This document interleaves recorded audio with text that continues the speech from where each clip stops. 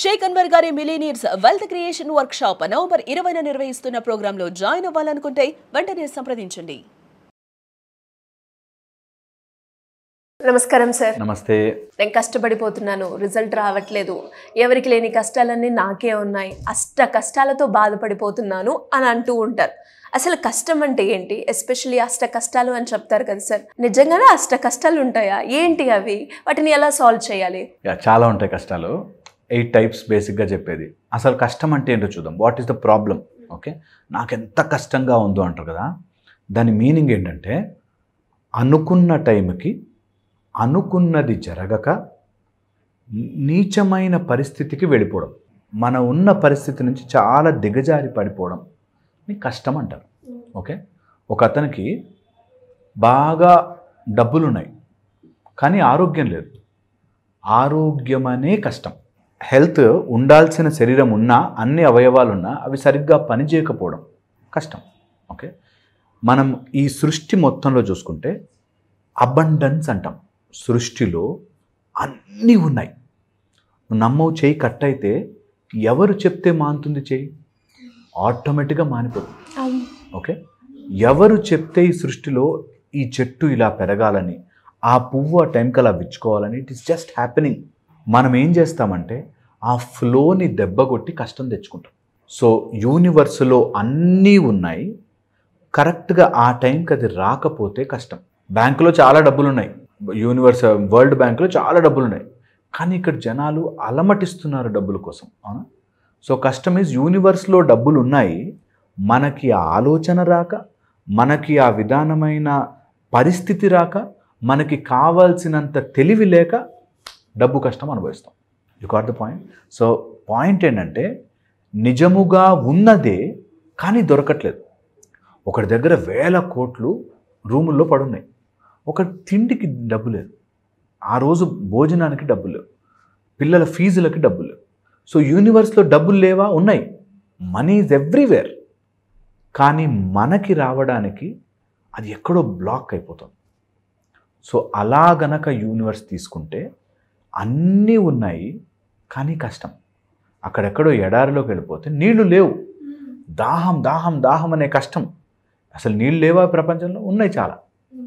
So my point is, కష్టం అనేది ఎప్పుడు నీ టైం లైన్లోకి యూనివర్స్ టైం లైన్ మ్యాచ్ కాకపోతే కష్టం వస్తుంది. ఓకే, ఇలా తీసుకోండి.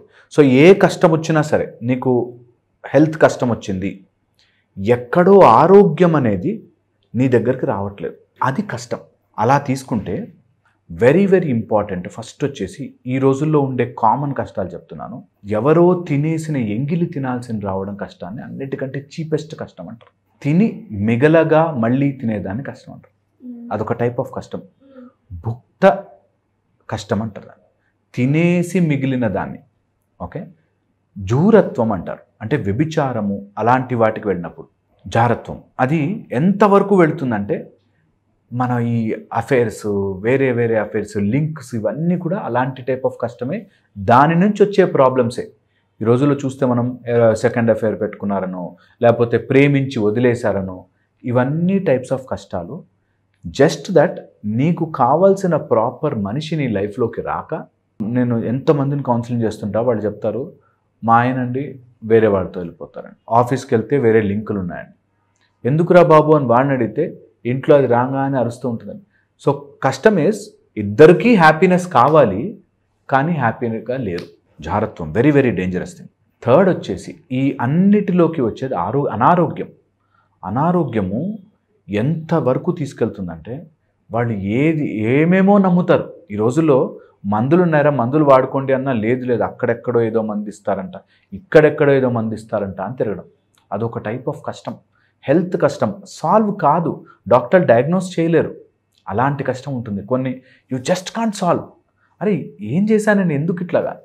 ఇది ఆ కష్టం ఎంత ఘోరంగా ఉంటుందంటే, నాకు ఆరోగ్యం కావాల్సిన శరీరం అలాగే ఉన్నా, అందరూ అలాగే ఉన్నా, నాకెందుకు ఈ కష్టం వచ్చింది అనిపిస్తుంది. Okay, very very important. డబ్బు కష్టం, ఫైనాన్షియల్ కష్టం. దీంతోపాటు ఐశ్వర్యం, అంటే నా పిల్లలు నా కళ్ళ ముందే నాకు ఇష్టపడ్డ వాళ్ళు నాశనం అయిపోతుంటే ఆ కష్టం అనుభవించలేము అసలు. నా పిల్లలు, నా తల్లి తండ్రి వీళ్ళు బాధపడుతుంటే వాళ్ళని చూస్తూ బతకడం అనేది అన్నిటికంటే పెద్ద కష్టం. 5th వచ్చేసి మన మైండ్ మనకి సహకరించని కష్టం.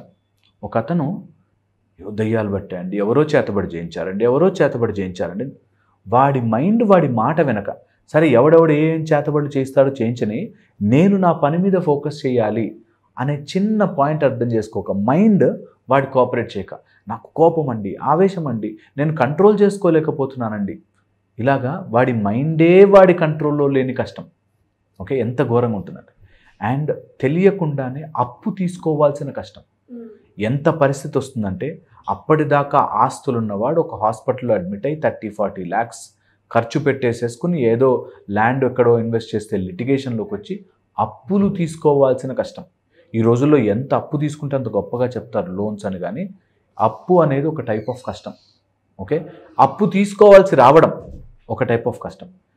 ఇది అదర్ ఫార్మ్ ఆఫ్ కష్టం ఈజ్ భిక్షాటన చేయడం. అడుక్కు తినాల్సిన అవసరము రావడం ఒక బిగ్ ఫార్మ్ ఆఫ్ కష్టం. అడుక్కు తినాల్సిన అవసరం రావడం, ఏదో రకంగా అంత ఉన్నా కూడా ఎవరి ద్వారానో అడుక్కోవడం. నాట్ ఓన్లీ అన్నం అడుక్కోవడమో, ఇట్లా మన సిగ్నల్స్ దగ్గర అడుక్కోవడమో కాదు, ప్రేమను అడుక్కోవడం, తెలియకుండానే నన్ను ఇష్టపడు అని అడుక్కోవడం, తర్వాత నాకు ప్రమోషన్ ఇస్తే బాగుండు అని అడుక్కోవడం. సమ్ ఫార్మ్ ఆఫ్ నీ క్వాలిటీ బాగుండి, నీకు టాలెంట్ ఉండి, నీ టాలెంట్ని గుర్తించి నీకు ఇవ్వాల్సిన ప్రమోషన్ ఇవ్వాలనుకున్నా, ఎవరో ఒకళ్ళు వచ్చి మధ్యలో తీసుకెళ్ళిపోతే వాడిని అడుక్కోవాల్సి వస్తుంది. చూడు, నేను చేశాను, నేను ఇంత ప్రాజెక్ట్ చేశాను. అడుక్కోవడం ఈజ్ అ ఫార్మ్ ఆఫ్ కష్టం. నా టాలెంట్ని నేను చూపించుకుని, నేను ఇంత టాలెంటెడ్ నాకు ఇవ్వు అని అడుక్కోవాల్సి వచ్చేది. జనరల్గా మన టాలెంట్ని చూసి ఇచ్చారు is a good thing. But అడుక్కుని నేను చేస్తున్నాను కదా, నేను ఇంత ఎఫర్ట్ పెడుతున్నాను కదా అని అడుక్కోవడం is a worst form of కష్టం. ఓకే, ఇవంతటితో పాటు ఎంత చేస్తున్న భగవత్ కటాక్షము లేక, ఓకే, భగవత్ ప్రేరేపణ ఎక్కడైనా ఒక్కసారి, అది అన్నిటికంటే హయ్యెస్ట్ ఫార్మ్ ఆఫ్ కష్టం. దట్ భగవంతుడి యొక్క ఆ ప్రెజెన్స్ని మనం ఫీల్ అవ్వకపోవడం is a big form of కష్టం. ఇంత సృష్టి నడుస్తుందే, ఒక డీప్ అడవిలోకి వెళ్ళి ఒక చోట చూస్తే ఒక మట్టి లోపలికి పెడితే ఒక పురుగు దానికంటూ ఒక క్రియేషన్ తయారు చేసుకుని, ఓకే, ఆ మట్టిలోనే అది సెక్యూర్డ్గా దాచిపెట్టుకుని బ్రతుకుతూ ఇంత సృష్టిని అంత బ్యూటిఫుల్గా డిజైన్ చేసిన ఈ యూనివర్స్లో అలాంటి భగవంతుడి యొక్క ప్రెజెన్స్ నాకు తెలియకపోవడం is a big form of కష్టం. ఇలాంటి కష్టము ఏ మనిషికి రాకూడదు. ఇది చాలా చాలా డేంజరస్. అండ్ అన్నిటికంటే ఈ రోజుల్లో మనం చూస్తున్నది సోషల్ అఫైర్స్ కానీ, అన్నము యొక్క కష్టము కానీ, డబ్బు యొక్క కష్టము కానీ ఏ మనిషికి అట్లీస్ట్ ఈ కంటెంపరీ వరల్డ్లో రాకూడదు.